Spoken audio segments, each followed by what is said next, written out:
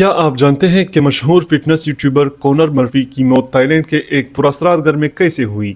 وہ جو کبھی لاکھوں دلوں کی دھڑکن تھا، اس کا انجام اتنا ہولناک کیوں ہوا؟ اصل میں کونر ایک مشہور فٹنس انفلوئنسر تھا جو 2016 کے آس پاس پبلک میں اپنی باڈی ٹرکس کی وجہ سے وائرل ہوا تھا۔ اس کی ویڈیوز کو کروڑوں لوگوں نے دیکھا، لیکن اس شہرت نے اسے آہستہ آہستہ ایک عجیب راستے پر ڈال دیا۔ شہرت کے نشے اور کچھ خاص قسم کے مشروبات کے استعمال کے بعد کونر عجیب و غریب باتیں کرنے لگا، یہاں تک کہ اس نے خود کو نعوذ باللہ خدا کہنا شروع کر دیا اور انٹرنیٹ پر ایسی سنسنی خیز ویڈیوز اپلوڈ کی کہ اسے کچھ وقت کے لیے ذہنی ہسپتال بھی جانا پڑا۔ اور اب سال 2026 میں تائی لینڈ کے شہر بینکاک سے ایک ہولناک خبر آئی۔ بتایا جا رہا ہے کہ کونر نے ایک لگژری ہاؤس کرائے پر لیا، جہاں اچانک ان پر ایک شدید ذہنی دورہ پڑا۔ وہ ہوٹل میں چیختے ہوئے باہر بھاگے اور ایک جھیل میں کود گئے، جہاں ڈوبنے سے ان کی موت ہو گئی۔ جب پولیس ان کے کمرے میں پہنچی تو وہاں کی دیواروں پر ایسے خوفناک سائے اور پینٹنگز بنی تھی جیسے کسی جادو ٹونے کا اثر ہو۔ لوگ کہتے ہیں کہ شہرت کی خاطر اس نے اپنی روح کا سودا کر لیا تھا شیطان کے ساتھ۔ آپ کو کیا لگتا ہے؟ کمنٹس میں ضرور بتائیں۔